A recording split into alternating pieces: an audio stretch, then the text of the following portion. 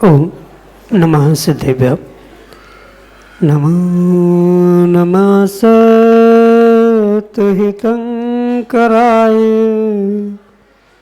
वीराय भव्याम्बुजभास्कराय अनंतलोकाय सुरार्चिताय देवादिदेवाय नमो जिनाय देवादिदेवाय नमो जिनाय। पंच परमिष्टि भगवान की परम पूज्य आचार्य भगवंत गुरुवर विशुद्ध सागर जी मुनि महाराज की परम पूज्य मुनि श्री सुप्रभ सागर जी महाराज की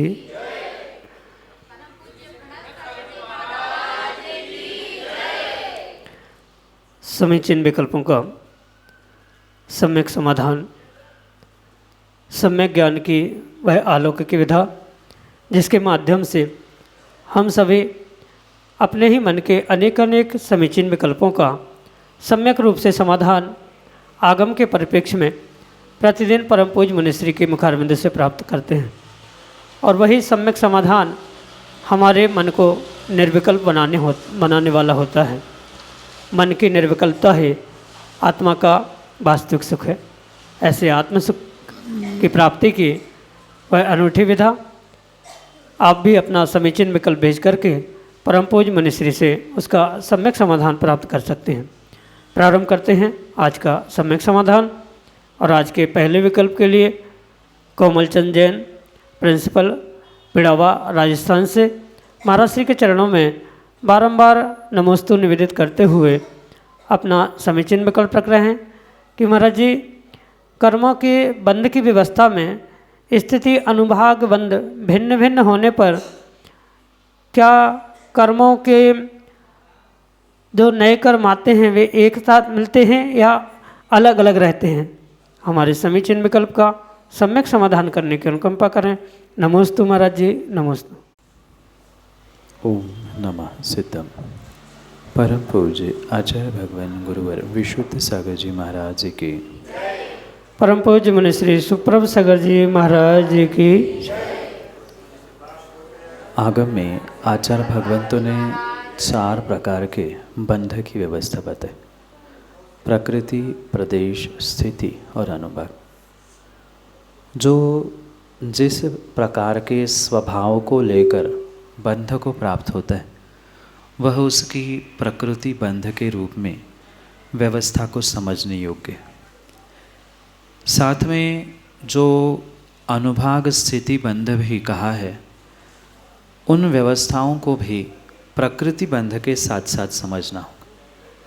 कहने का तात्पर्य यह है कि भिन्न भिन्न प्रकृति वाले कभी भी किसी भी प्रकार से अन्य प्रकृति रूप कर्म बंध में एकत्व को, घनता को या बंध को प्राप्त नहीं होते।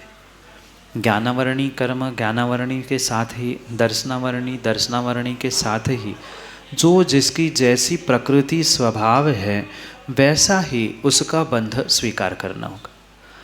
रही बात एक ही कर्म की प्रकृति में जब अनेकानेक प्रकार के स्थिति अनुभाग बनते हैं तो वहाँ भी जो बंध की व्यवस्था है वो भी बिल्कुल भिन्न भिन्न है। अन्यथा जब एक ही जैसा कर्म एक में ज्ञानावरणी में मिलते ही जाएगा तो उसकी व्यवस्था कभी समाप्त ही नहीं हो सकती। या ऐसा कह दो कि अगर उसी द्रव्य में मतलब ज्ञानावरणी कर्म का पहले से बंध का जो द्रव्य प्रकृति रूप रखा है उसमें ही दूसरी स्थिति मिल गई तो पुराने स्थिति और आज के आश्रव किए गए स्थिति और बंध किए हुए स्थिति का फिर तारतम्य ही नहीं बचेगा, वह व्यवस्था ही बिगड़ जाएगी। इसलिए ध्यान रखें, जो नया नया कर्म का आश्रय और नए नए कर्मों का बंध जीव करता है वह स्वतंत्र रूप से ही वैसे ही सत्ता में पड़ा रहता है, ना कि उनको एक दूसरे में एकत्व को या एक दूसरे में मिलकर वह उदय में नहीं आता। जो जिस प्रकार से स्थिति, अनुभाग, प्रकृति, प्रदेश, रूप बंध होता है वह उसी प्रकार से निमित्त मिलने पर या जो अन्य समवाय मिलने पर वह घटित होते हुए देखने में आता है। अगर हम ऐसा माने कि भिन्न स्थिति वाले पर समान प्रकृति वाले अगर एक साथ बंध को प्राप्त होते होते मतलब पुराने कर्म उसी में पुनः वही आज के कर्म का आश्रय बंध होता है तो वह कब उदय में आएगा? क्योंकि जैसा अनुभाग बंध होता है, जैसी उसकी स्थिति होती है, बिल्कुल वैसे ही उसका आबाधा काल तय किया जाता है और उसी आबाधा काल से ही उदय में आना, कितने स्थिति तक रहना, ये सब कुछ गणित उसके हिसाब से होता है। पुराने बंध को प्राप्त हुए द्रव्य में ही नया आश्रय बंध उसी प्रकृति का हो रहा है तो उसका आबादा काल समाप्त हो जाएगा, उसकी स्थिति बढ़ जाएगी। तो जो सिद्धांत है कर्म सिद्धांत, तो कर्म सिद्धांत बिल्कुल विपरीत ही हो जाएगा।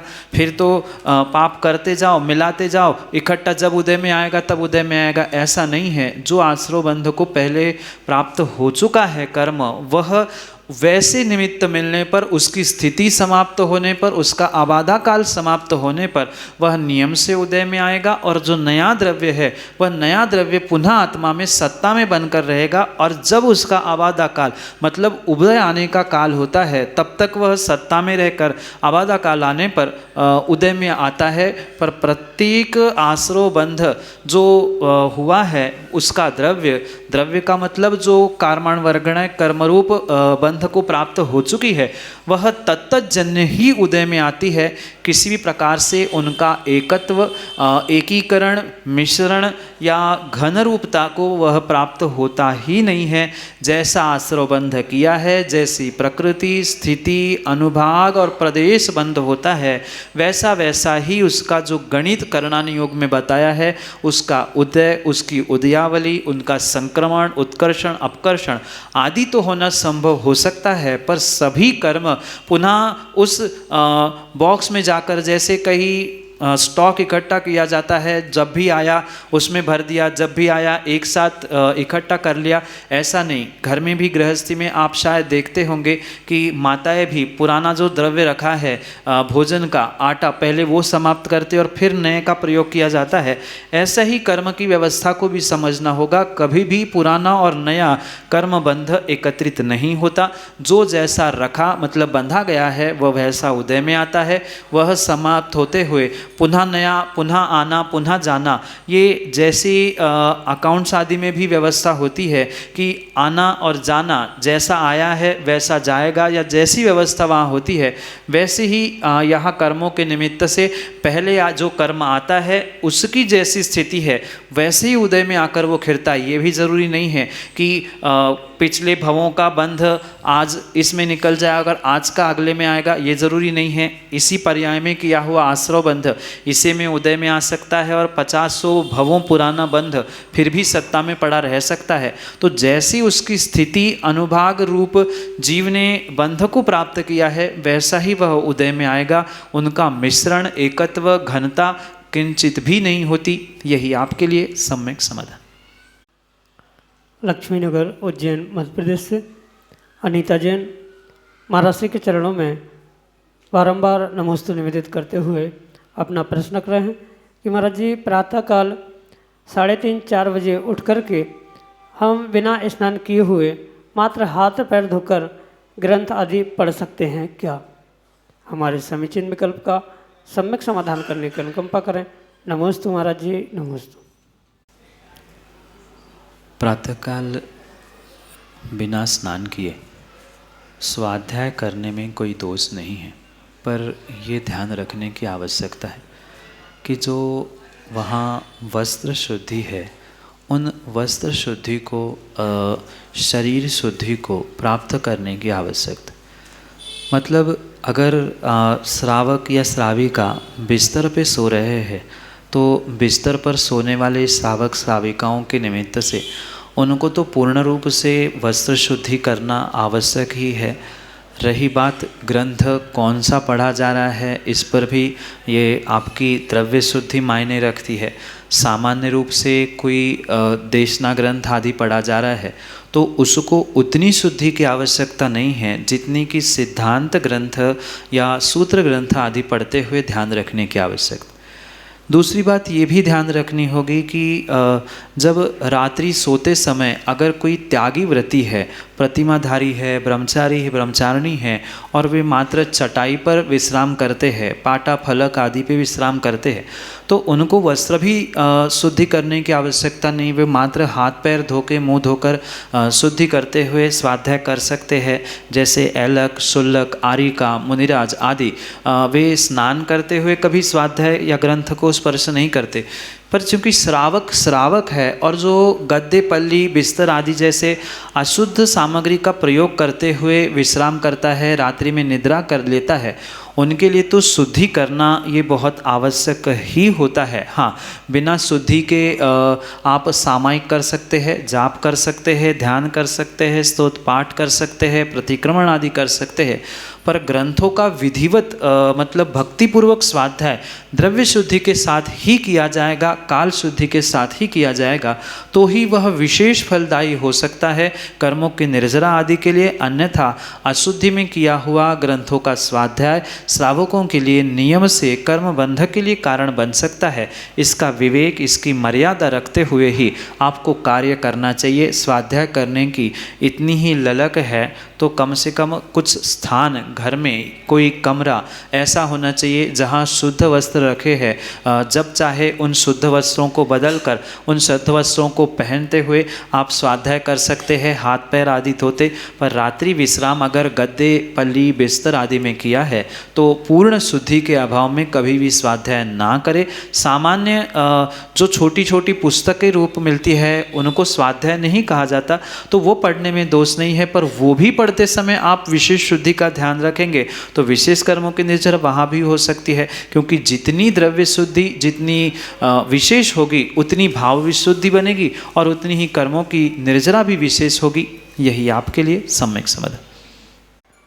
सीए पीयूष जैन, नयापुरा, उज्जैन, मध्य प्रदेश से अगले समीचीन विकल्प करें। सदा न कोयल बोलती, सदा न खिलते फूल, ऐसे गुरुदेव मिलते हैं जब भाग्य हो अनुकूल। गुरुदेव, एक मन में विकल्प ये था, फेसबुक और आजकल हर जगह सोशल मीडिया बहुत ज़्यादा एक्टिव है, तो कहीं कोटेशन या मैंने पढ़ा था या सुना था कि मंदिर जी में वेदी के पीछे से दर्शन नहीं करना चाहिए, प्रणाम नहीं करना चाहिए। रीज़न उसका नीचे लिखा था कि नेगेटिव एनर्जी होती है। तो मन में ये शंका था कि ऐसा है क्या, तो कृपया समुचित समाधान करें गुरुदेव। 3 प्रदक्षिणा दे ऐसे कहते हुए कवि ने लिखा है कि जब भी प्रभु के दर्शन किए जाते हैं मंदिर, वेदी आदि के निमित्त से, तो पहले 3 प्रदक्षिणा देकर पूजा, स्तुति आदि वंदना करते हुए ही श्रावक को प्रभु के और गुरु आदि के भी दर्शन करने चाहिए। पर परिक्रमा करने का मतलब ये कतई नहीं है कि पीछे से भी वेदी को स्पर्श किया जाए, उस वेदी को माथा टेका जाए, वेदी को या परमात्मा को पीछे से वंदना की जाए। ऐसा कहीं भी आगम ग्रंथों में उल्लेख प्राप्त नहीं होता। इसके पीछे कारण ये समझना होगा कि जब भी देवशास्त्र, गुरु, पंच परमेष्ठी आदि का दर्शन, वंदन, अभिवादन किया जाता है, विनय की जाती है, वह पूर्ण रूप से सामने से ही की जाती है। कभी भी पीठ पीछे वंदना होती ही नहीं। मात्र पीठ पीछे ही नहीं, स्पष्ट रूप से आगम ग्रंथों में लिखा है कि गुरु के और प्रभु के दाएं बाएं खड़े होकर भी वंदना नहीं की जाती। जब भी दर्शन, वंदना, पूजन या अन्य भी कोई कार्य किए जाते हैं वह सामने से ही किए जाते हैं। माना कि बिल्कुल सामने भी खड़े होना उचित नहीं है, तो थोड़ा सा साइड में होने की तो आज्ञा है, पर जिसे हम 180 डिग्री कहते हैं कि गुरु प्रभु के 180 डिग्री या उसके पीछे जो 180 डिग्री तक है उस एंगल में कहीं भी खड़े होकर प्रभु और गुरु की वंदना, नमस्कार, विनय की ही नहीं जानी चाहिए। उसे वंदना के वह पृष्ठ दोष के रूप में, पार्श्व वंदना के रूप में स्वीकार किया जाता है और इसी कारण से उसे पीछे के द्वारा, मतलब प्रभु गुरु के पीछे से वंदना नहीं की जाती। बहुत सारे लोग ये स्वीकार करते हैं कि वेदी पूज्य है, इसलिए उसे हम अंदर जाके तो छू नहीं पा रहे हैं, तो पीछे से उसे हाथ लगा कर छूते। बहुत सारे लोग उसे माथा ही टेकते हैं, बहुत सारी जगह तो वहीं पे द्रव्य भी चढ़ाते हैं, कोई साथिया बनाता है। बहुत सारे स्थानों की विविध परंपरा है, पर अगर आगम की बात हम समझे तो प्रभु की और गुरु की कभी भी किसी भी प्रकार से पीछे से वंदना नहीं होती। वंदना के जो दोष कहे हैं उसमें से ये मुख्य दोष है कि पृष्ठ वंदना कह दो या पार्श्व वंदना, जो ये दोनों दिशाएं हैं, मतलब 180 डिग्री, इस डिग्री में कभी भी गुरु और प्रभु के पास पहुंचकर चर्चा करना, विनय करना आदि कार्य नहीं किया जाता। जब गुरु के लिए भी लिखा है तो वही बात हमें प्रभु के भी निमित्त से समझनी होगी। इसलिए वेदी की परिक्रमा करने में कोई भी दोष नहीं है, परिक्रमा करनी ही चाहिए। पर परिक्रमा करते समय हाँ ठीक है, हम हाथ जोड़ के करेंगे, उसमें भी दोष नहीं है। पर जैसे पीछे मस्तक झुकाना, नमस्कार करना या वेदी को स्पर्श करने का प्रयास करना, ये आगम के परिप्रेक्ष्य में उचित नहीं है। वंदना करनी ही है तो सामने आके करो ना। पीछे से जैसे कहा जाता है कि युद्ध भी पीछे से नहीं किया जाता, सामने आकर किया जाता है। प्रभु की वंदना भी हमें सामने से करनी चाहिए। ठीक है, वेदी पूज्य है, वेदी का पृष्ठ भाग भी पूज्य है, पर फिर भी किसी भी प्रकार से पीछे से प्रभु की, गुरु की वंदना नहीं होती। वेदी कितनी भी पूज्य हो, पर पीछे की तरफ उसकी वंदना करना, उसको नमस्कार करना उचित नहीं है। ये निगेटिविटी वगैरह तो बात की बातें हैं, पर सत्यता जो सिद्धांत आगम का यही है कि प्रभु और गुरु की वंदना कभी भी पीछे से, पृष्ठ रूप से नहीं की जाती। अभिषेक की भी बहुत सारी जगह पर हमने विसंगतियों को देखा कि बहुत सारे लोग पीछे से अभिषेक करते हैं, तो अभिषेक भी कभी पीछे से नहीं किया जाता। अभिषेक भी दाहिने बाएं, वो भी 180 डिग्री के पीछे ना जाते हुए उतने में से ही, आगे से ही अभिषेक करने की आवश्यकता है। पर यह भी ध्यान रखें कि सामने कोई देख रहा है, आप कहो नहीं हम सामने से कहेंगे, तो ये भी मतलब विपरीतता है। तो इसका विवेक रखते हुए कार्य करना चाहिए। जब भी किसी मुनिराज की समाधि आदि होती है या कुछ निष्ठापन आदि के कार्य होते हैं, तब वो अभिषेक उल्टे क्रम से पीछे से किए जाते हैं। आप कभी देखना, जब कभी मुनिराज की समाधि होती है, उनके संस्कार होते हैं, वहाँ संस्कार करते समय जो क्रम होता है अभिषेक आदि का, वहाँ उल्टे क्रम से पीछे से कार्य किए जाते हैं। जब भी प्रतिष्ठित भगवान का अभिषेक, उनकी वंदना, उनका पूजन आदि आदि कार्य किया जाता है, वह सामने से ही करना योग्य है। पीछे से वेदी की भी वंदना करना उचित नहीं है। वह बिल्कुल पूज्य है, सम्माननीय व आदरणीय सब कुछ होने पर भी उसकी पूजा अर्चा पीछे से करना, पीछे द्रव्य चढ़ाना, उसको हाथ लगा के नमस्कार करना, ये उचित नहीं है। भावना हमारी अच्छी होनी चाहिए। हम परिक्रमा लगाते समय यही सोचे कि हम भगवान की परिक्रमा लगा रहे हैं और सामने जाकर ही वंदना करेंगे तो विशेष फल वहाँ हमें प्राप्त हो सकता है। यही आपके लिए सम्यक समझ। अगर मालवा मध्य प्रदेश से दिनेश जैन अगले समीचीन विकल्प के लिए। ये हम पूजा करते हैं गुरुदेव, उस समय पूजन में नैवेद्य चढ़ाते वक्त हम कहते हैं लड्डू लायो, वाफला लायो, केला लायो, फल लायो। ये कहते वक्त हम चढ़ाते तो चटके और भावना आते हैं कि हम लड्डू चढ़ा रहे हैं, तो ये मिथ्या शब्द है या सही शब्द? नमोस्तु नमोस्तु नमोस्तु। सबसे पहले तो दिनेश जी ये बात समझे, आगम की व्यवस्था और वर्तमान की व्यवस्था, इन दोनों में बहुत अंतर। अगर आप आगम की बात समझना चाहो तो आगम में जो ये आपको पद्य प्राप्त होते हैं उसी प्रकार से ही कथन मिलता है। ये शब्द बिल्कुल भी मिथ्या, झूठ नहीं है। पर ये भी ध्यान रखें कि यद्यपि शुद्धम लोक विरुद्धम ना करणीयम नाचरणीयम, ये भी व्यवस्था हमारे आगम में लोक व्यवहार या लोक सत्य, व्यवहार सत्य के रूप में स्वीकार की। तो जहाँ जैसी व्यवस्था है उस व्यवस्था के अनुसार कार्य करना, ये ही श्रावक का आद्य कर्तव्य होता है। क्योंकि अनेक क्षेत्र, अनेक प्रांत, अनेक मंदिर, अनेक मंदिरों में, एकाध मंदिर में भी अनेक वेदियों की व्यवस्था भिन्न भिन्न देखने में आती। इसलिए कौन क्या कर रहा है ये भिन्न विषय है, या आप भी क्या कर रहे हैं ये भिन्न विषय है, पर आगम में जो लिखा है उस पर श्रद्धान तो आपको सम्यक रूप से ही करनी होगी। जो लिखा है वो किंचित भी मिथ्या नहीं है। जैसा प्रमाण कवियों को, आचार्यों को, पूर्वाचार्यों के ग्रंथों में प्राप्त हुआ, उन्होंने उसी प्रकार से इन प्रासुक द्रव्यों का वहाँ पर उल्लेख किया है। पर ये भी ध्यान रखें, इसका मतलब ये नहीं है कि कल तुम बाजार की सामग्री लाकर भगवान के सामने चढ़ाने का प्रयास करें, किंचित भी यहाँ ये अभिप्राय नहीं है। पर जो पद्य आपको ये प्राप्त होते हैं वे पद्य, उनमें लिखे हुए शब्द किसी भी प्रकार से विपरीत नहीं है, मिथ्या नहीं है। ये जो पूर्वाचार्यों ने हमें प्रदान की हुई व्यवस्था है उनको आपको आगम ग्रंथों से समझना होगा। बहुत सारे ऐसे विशेष ग्रंथ है, भाव संग्रह प्राकृत है, तिलोय परिणति है, जैसे और भी ग्रंथ है, पद्म पुराण आदि ग्रंथ है, उनमें आचार्यों ने स्पष्ट लिखा है कि किस प्रकार से श्रावकों को भगवान का अभिषेक करना चाहिए, किन द्रव्यों से श्रावकों को अरिहंत की, गुरु की पूजा करनी चाहिए। ये व्यक्तिगत स्थान, क्षेत्र, समय आदि की मर्यादा का भिन्न भिन्न विषय हो सकता है, पर आगम में जो लिखा है वही इस जिनवाणी के गद्दी से आपके लिए सम्यक समाधान। डॉक्टर हरिश्चंद्र शास्त्री, पूर्व प्राचार्य, मुरैना संस्कृत विश्वविद्यालय, अगले समीचीन विकल्प के लिए हमारे सामने। पूज्य श्री के चरणों में सविनय नमोस्तु नमोस्तु नमोस्तु।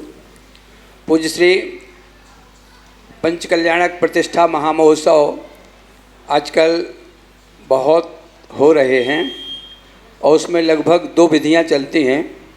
एक प्रतिष्ठा तिलक के आधार पर और दूसरी विधि जो सामान्य रूप से चलती है, बसविंदी आचार्य जो हुए हैं उनको लेकर के कुछ और जोड़ तोड़ करके ऐसी विधि चलती है। हमारा पूछना ये है इसमें कि इन विधियों में कहीं कहीं ऐसा कहा जाता है कि एक विधि के आधार पर मंदिर में या अन्य जगह पर अतिशय प्राप्त होता है और दूसरी विधि के आधार पर अतिशय नहीं आ पाता है, तो ऐसा हो सकता है क्या? इसका सम्यक समाधान चाहता हूँ। पूज्य श्री के प्रति नमोस्तु नमोस्तु। विधि द्रव्य दातृ पात्र विशेषास तद विशेष, इस प्रकार का सूत्र देते हुए उमा स्वामी भगवान ने तत्वार्थ सूत्र में जो दान की विशेषता कही है, ये मात्र दान में ही नहीं अपितु अन्यत्र भी लगाने की आवश्यकता है। क्योंकि आगम के जो सूत्र होते हैं वह मात्र एकांत विषय में नहीं अपितु अनेकांत की पुष्टि के लिए, और सूत्र के संदर्भ के साथ पूजन पाठ की विधि हो या प्रतिष्ठा आदि की विधि हो, उन विषयों में भी हमें यही व्यवस्था समझनी होगी। मतलब ये है कि जितनी विशेष विधि रहेगी उतना विशेष फल मिलेगा, जितना विशेष आपका द्रव्य रहेगा उतना विशेष आपको फल मिलेगा, जितना विशेष आपके भाव रहेंगे उतना विशेष आपको फल मिलेगा।